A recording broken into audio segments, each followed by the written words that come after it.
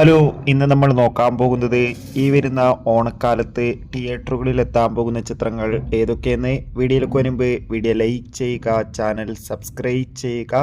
July മാസം ധാരാളം ചിത്രങ്ങൾ OTT റിലീസ് ചെയ്യും. നമ്മുടെ ചാനൽ ഭാഗം പരിശോധിച്ചാൽ നിങ്ങൾക്ക് കാണാൻ വേണ്ടി സാധിക്കുന്നതായിരിക്കും.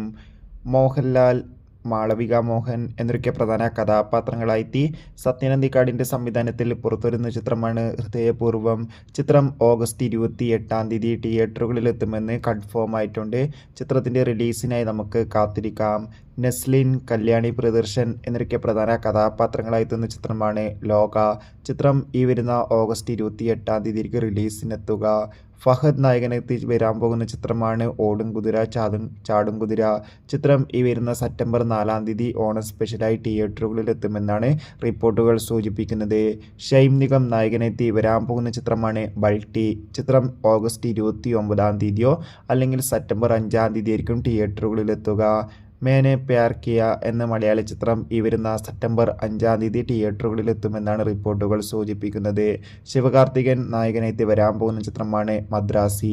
ചിത്രം സെപ്റ്റംബർ 5 ആയിരിക്കും തിയേറ്ററുകളിലെത്തുക. നിങ്ങൾ ഏറ്റവും കൂടുതൽ കാത്തിരിക്കുന്ന ഓണം ചിത്രം ഏതാണെന്ന് തീർച്ചയായും കമൻറ്റ് ബോക്സിൽ രേഖപ്പെടുത്തൂ. അടുത്തൊരു വീഡിയോയിൽ കാണും വരെ